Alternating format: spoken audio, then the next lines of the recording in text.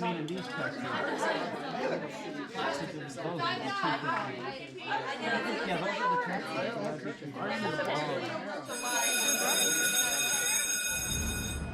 it comes to race and education, what trends are you seeing? Should anything be done to change these statistics? Any questions? My name is Taylor Robertson Lavaroni, and I am a history teacher at Tracy High School. I thought I was going to go to law school. That's what I went to school for. And then I actually interned at a law firm and decided that it wasn't for me. So I started subbing, taking some long-term positions in history, and I loved it. I got my teaching credential and my master's at UOP and got hired here at Tracy. This is my 4th year teaching. When I see my students achieve, I am reminded of why I decided to switch careers and become a teacher. I teach because I love it. How is the electricity being made here? The wind energy. What happens inside of the windmill? Rotating the coils and everything. Good. Coils go to the power plant. My name is Scott Andrews. I'm a 6th grade science teacher at Tom Hawkins Elementary School.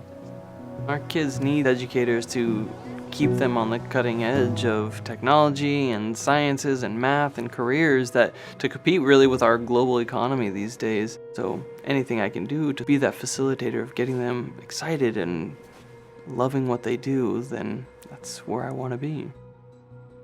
When I see my students achieve, I feel like I've achieved something. I feel as though they understood, they got it, and they're applying it. So what do you think it would take to power a car then? A lot. 100? 100 of these? More than 100. Maybe 100 that were huge.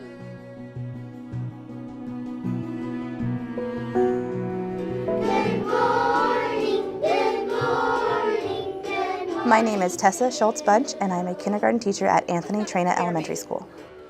Every year is a different year for a kid, and if they have a great teacher, it helps them remain motivated. And I think having a great teacher can change the course of your life, really.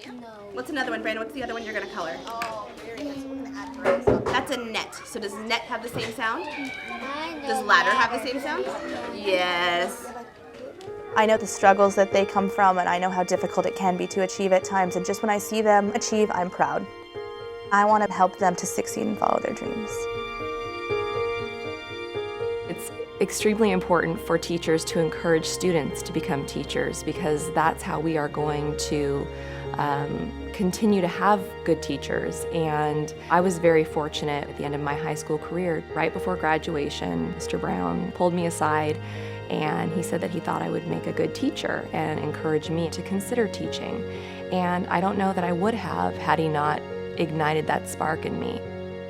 Everybody knows Mr. Brown. He's a legend in our circle and everyone still talks about him today. And Mr. Brown was really a key player in inspiring me and teaching me to become a science educator. Whether you had Mr. Brown or not, you knew who he was.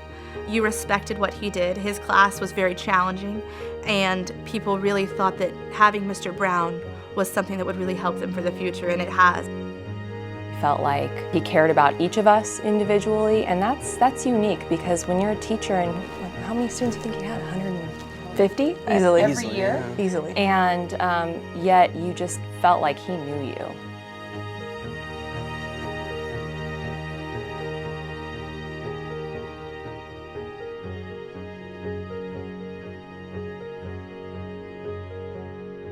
You're going to actually extract your own DNA. So you're going to take your own DNA, and what we're going to do with this DNA is we're going to look at a gene on chromosome number 8, because you can track it and see what you got from your mom and your dad. So we're going to get that DNA from your cheeks, and we're not going to I've had Mr. Brown for 2 years, and he makes every individual student feel like they're something special, whether they're a valedictorian or they're just a regular senior. He makes everyone feel as though they can excel. Mr. Brown's really inspired me to believe in myself and just to try my hardest and to know whatever that I'm doing that I can do it and stay strong and focused. 10 years down the line, Mr. Brown will remember the grade I got in his class. He'll remember everything about me, and because he cares about his students so much.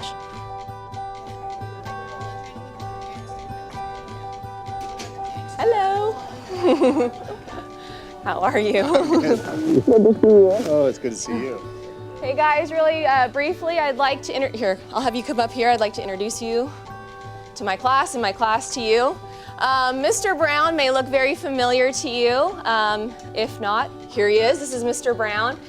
He was my science teacher for 2 years when I was in high school. And actually, when I was in high school, about a week before I was about to graduate, he told me I should really consider teaching.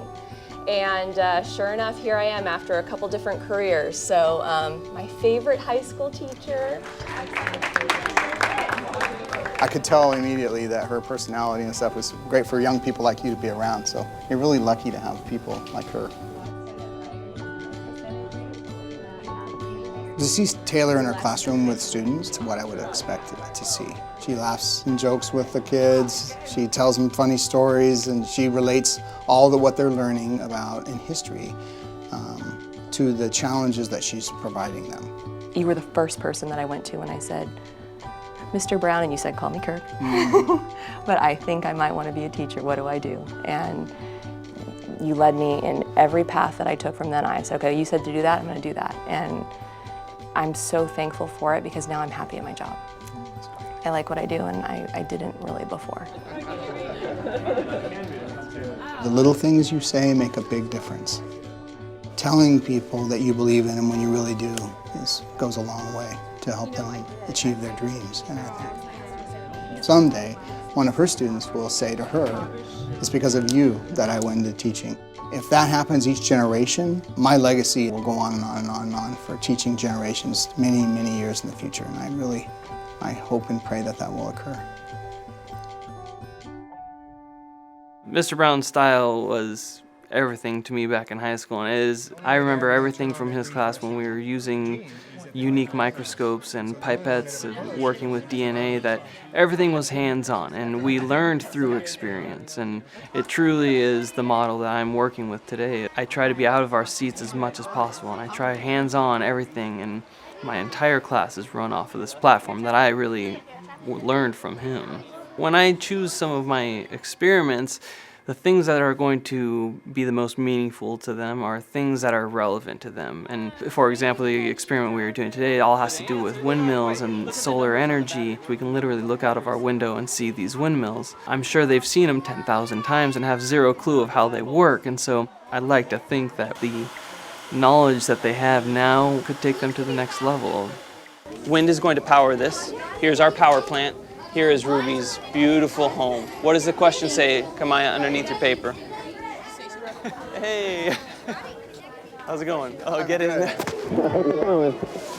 Ladies and gentlemen, I've been talking all week about Mr. Brown, the famous Mr. Brown, the man with the master plan when it comes to science. This is Mr. Brown, everybody say hello. Hello. You know, I had your teacher so many years ago. And it really does my heart good to see him. I can tell you that when I had him as a student, he looked a little different. He had a little bit more hair. A little more up top. But I knew he'd be a great teacher.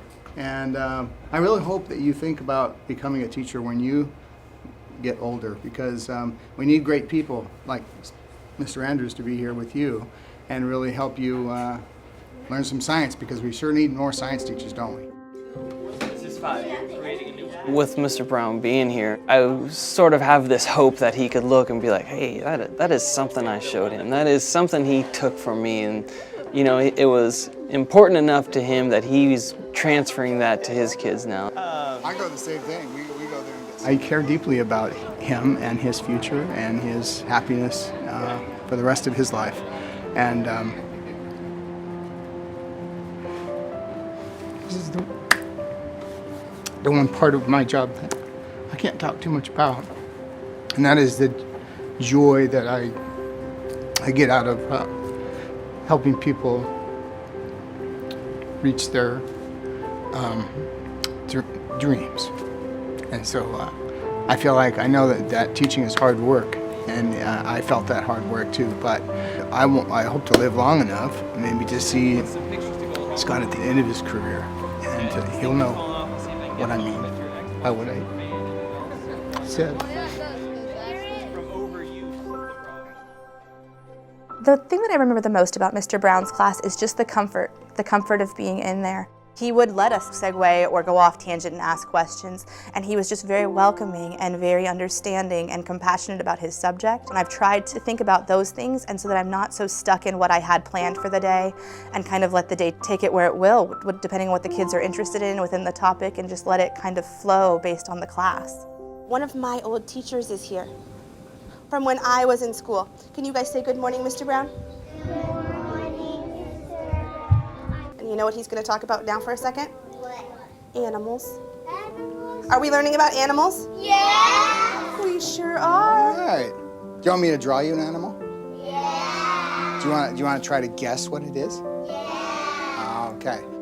Mr. Brown helped me want to be a better teacher. I've definitely incorporated some of the things he did in class into my own class. A grasshopper. Who said grasshopper? He just really fed our curiosity. Science can be very dry if it's not taught by the right person, and Mr. Brown has a passion for science, and he shared that passion with us. He created a spark in his students that you hope to emulate as a teacher.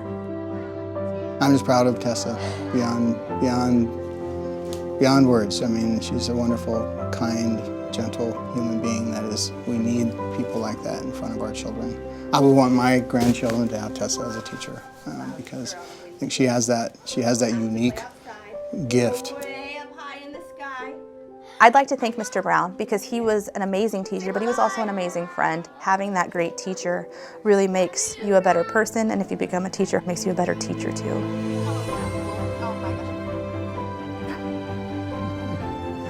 I feel the same way. You just meant so much to me and to my family, and so thank you. You're welcome. My pleasure.